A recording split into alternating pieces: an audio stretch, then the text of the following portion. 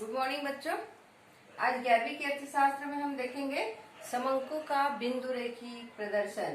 पहले देखे थे हम चित्र द्वारा प्रदर्शन। आज है अलग अध्याय समंकों का बिंदु रेखी प्रदर्शन। तो इसका अर्थ समझ ले।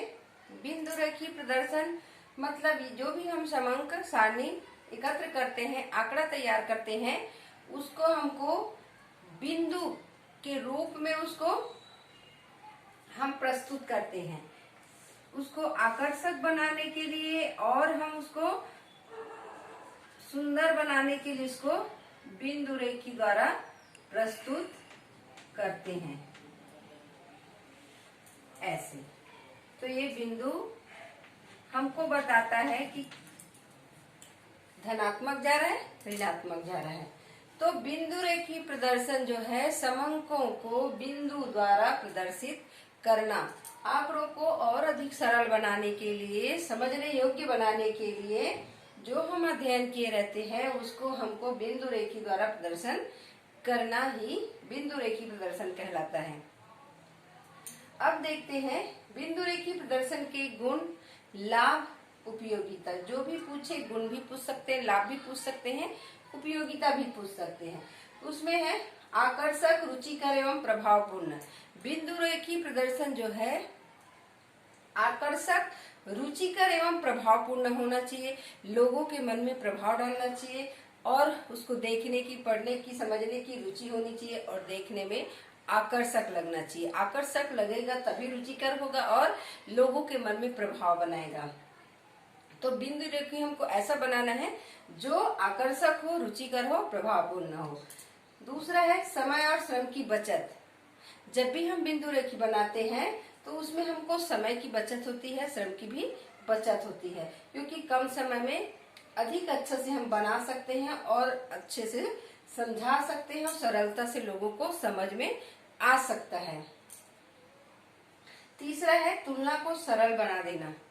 जो भी हम दो संख्या या दो चीजों के बीच में हम अगर तुलना करना चाहते हैं तो ये और अधिक सरल बन सकता है। जैसे हम पहले उदाहरण देके बताते हैं कि हम जब भी सारणी तैयार करते हैं तो हम देखेंगे कि भारत देश जो है लगातार पिछले 10 वर्ष तक क्या क्या वस्तुओं का उत्पादन किया, कितने कितने मात्रा में किया। तो उसमें दर्शाता है कि जैसे 2000 में कितना उत्पादन किया था, 2000 में कितना आयात किया था, 2001 में कितना आया, 2002 में, 2003, 2004, ऐसे 10 का ले लिए हैं। तो उसके बाद हम देखेंगे कि 2000 में कितना आयात हुआ था गेहूं का, और गेहूं का ही पूरे 10 साल में कितना आयात हुआ। तो उसमें हमको आंकड़ा बताता है, कम ज्यादा होते रहता है। तो किस कारण से हो रहा है ये दर्शाता है। तो अगर 2000 में हम आयात इतना किए, 200 क्विंटल, ठीक है। उसके बाद हम 2001 में हम कम कर दिए, 1000 क्विंटल कर दिए। फिर 2003 में हम 500 क्विंटल कर दिए। तो ये क्या हो गया, 2000 में और 1000 में तुलना हो रहा है। 2000 में अधिक किए हैं आयात और 2001 में हम 1000 क्विंटल का ही, 100 क्विंटल का ही आयात किए। तो दोनों में तुलना हुआ।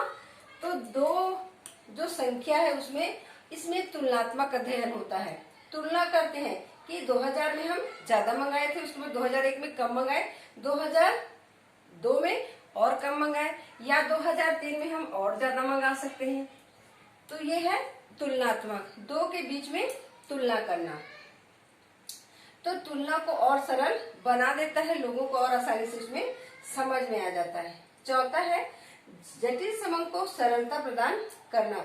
जो समंक जो है जटिल रहता है, जिसको देखने से भारी लगता है, उसको हम सिस्टमेटिक सारणी द्वारा तैयार करते हैं और उसके बाद फिर हम उसको बिंदु रेखा में जब प्रदर्शित करते हैं तो उसको हम दो के बीच में तुलना और आसानी से हम अब समझ में समझा सकते हैं कि पहले जो उत्पादन हुआ था और अभी आयात हुआ था और जो अभी आयात हो रहा है वो कितना कमी आ रहा है। कमी आने का मतलब क्या है, हमारे देश में उत्पादन उसका बढ़ते जा रहा है, हमारा देश जो है आत्मनिर्भर बनते जा रहा है, तो हम आयात को कम करते जा रहे हैं। और धीरे धीरे हम देखेंगे कि कौन से, जैसे 2000 से लेकर अभी तक हम देखेंगे कि कौन से सन में कितना आयात किए हैं।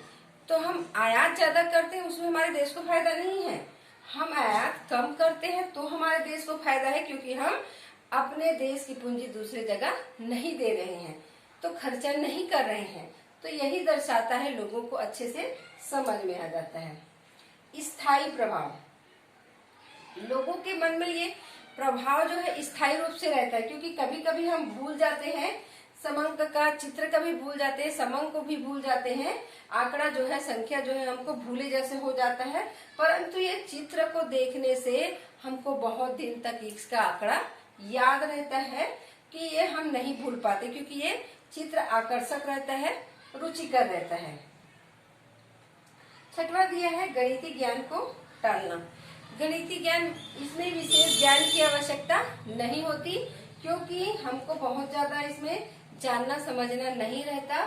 थोड़े से ज्ञान में हम इसको बना सकते हैं, प्रदर्शित कर सकते हैं और सबको सरलता से समझा सकते हैं। इसके लिए बहुत अधिक पढ़ाई करने की आवश्यकता नहीं होता। इसमें बहुत सारा दिया है, परंतु आपको 6 को ही अच्छे से याद करना है, अच्छे से उसको लिखना है। उसके बाद है बिंदु रेख बनाने के सामान्य नियम है। बिंदु रेख बनाने के नियम में पहला दिया है शीर्षक। जो भी हम सारणी तैयार करते हैं, जिसके बारे में भी हो, हम यहाँ पर आयात के बारे में बोले हैं, तो शीर्षक जैसे लिखते हैं, तो भारत में गेहूं का आयात, ये शीर्षक ले सकते हैं। या निर्यात करते हैं, जो भी, जैसे चाय का निर्यात करते हैं, तो हर साल हम चाय का कितना निर्यात कर रहे हैं वो दिखाएंगे, तो हम भारत में चाय का निर्यात, ऐसा शीर्षक देख सकते हैं। जो भी है, भारत में वर्षक है, जो भी है, यहाँ पर शीर्षक डालते हैं। शीर्षक हो गया। उसके बाद बिंदुओं का प्रांकलन करते हैं, कि बिंदु जो है किस प्रकार से होना चाहिए। बिंदु का प्रांकलन इसलिए करते हैं क्यों पैमाना देते हैं, पैमाने के हिसाब से हम बिंदु को लिखते हैं, यहाँ पर बनाते हैं। उसके बाद कृत्रिम आधार पर इसको जोड़ते हैं, ताकि ऋणात्मक धनात्मक समझ में आ सके। उसके बाद है पैमाने का चुनाव करते हैं। पैमाने का चुनाव, हम पैमाना देते हैं, तो पैमाने में हम उदंड और क्षैतिज ले सकते हैं। पैमाना के हिसाब से हम क्षैतिज और उदंड ले सकते हैं, क्योंकि जब भी बनाते हैं हम, तो इसमें बीच का जो अंतर है उसी के हिसाब से हम पैमाना लेते हैं। पैमाने के आधार पर हम उसको बनाते हैं। फिर है कृत्रिम आधार रेखा का प्रयोग। कृत्रिम आधार रेखा का प्रयोग मतलब हम जैसे शून्य लिखते हैं, तो इसको आधार रेखा मानते हैं। जितने भी बड़ी संख्या हो, हम शून्य को ही आधार मानते हैं। शून्य को आधार ही मानकर हम y अक्ष का चुनाव करते हैं। और शून्य में अगर बड़ी संख्या हो, यहाँ पर शून्य के बाद 200 से ले, 1 2 3 4 को छोड़कर 100 भी ले, तो यहाँ पर ऐसे कृत्रिम आधार रेखा का भी हम यहाँ पर इस्तेमाल कर सकते हैं। उसके बाद 200 300 400 500 आगे की संख्या को हम लिख सकते हैं। तो शून्य जरूरी है y अक्ष और o अक्ष लिखने के लिए। फिर आगे है रेखा खींचना। उसके बाद रेखा को हम खींच देते हैं, मिलान कर देते हैं। इसको भी मिलान करते हैं। मिलान करने के बाद हमको समझ में आता है, उसको घेराव भी कर सकते हैं ऐसा, ताकि स्पष्ट दिख सके। तो रेखा खींचा जाता है। अगर समझ और आकर्षक बनाने के लिए ऐसा गोला कर सकते हैं। संकेत, अब उसके बाद हम संकेत भी दे सकते हैं। जो भी है, जिस वस्तु का आयात निर्यात कर रहे हैं, जो भी हम अध्ययन कर रहे हैं समंक का, उसके आधार पर हम संकेत भी दे सकते हैं। इसका क्या इस संकेत है, इसका क्या संकेत है। उसके बाद उप शीर्षक भी दे सकते हैं। उसके बाद जो भी है वो x का है या y, वो x का या वो y का है, जो है जैसे भी है, उप शीर्षक डाल के हम अलग अलग शीर्षक दे सकते हैं।